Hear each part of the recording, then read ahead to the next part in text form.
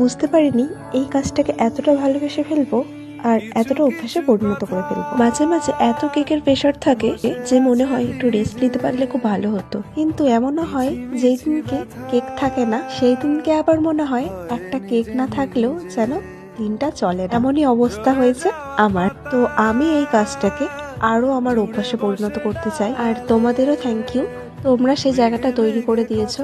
এভাবে পাশে থেকো সবাই। আর আজকে এই কেকটা ছিল 5 পাউন্ডের 3 টায়ার ভ্যানিলা ফ্লেভারের। এই কেকটা ছিল কাস্টমাইজ। এই অর্ডারটা এসেছিল বর্ধমান নবাবহাট থেকে, কিন্তু কেকটা যাওয়ার ছিল অনেকটা দূরে, লোকেশনটা দুর্গাপুর। কাস্টমার আমার সাথে যোগাযোগ করেন ফেসবুকের মাধ্যমে। নিয়ে এই কাস্টমার আমার কাছ থেকে 2 বার কেক নিল। আগের কেকটা তোমরা সকলে দেখেছো হয়তো, কাপেল থিম ফন্ডেনের উপর ছিল।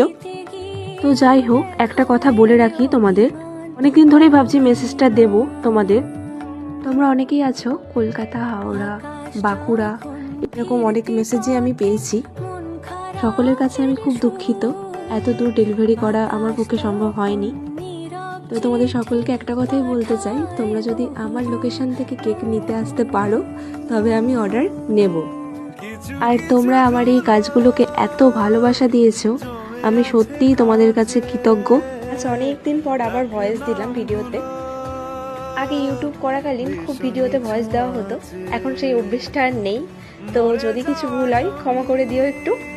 তো সকলে জানিও আজকের কেকটা তোমাদের কেমন লেগেছে। তো আজকের মতো ভিডিও এইটুকুই। তোমরা সকলে ভালো থেকো, সুস্থ থেকো। ধন্যবাদ।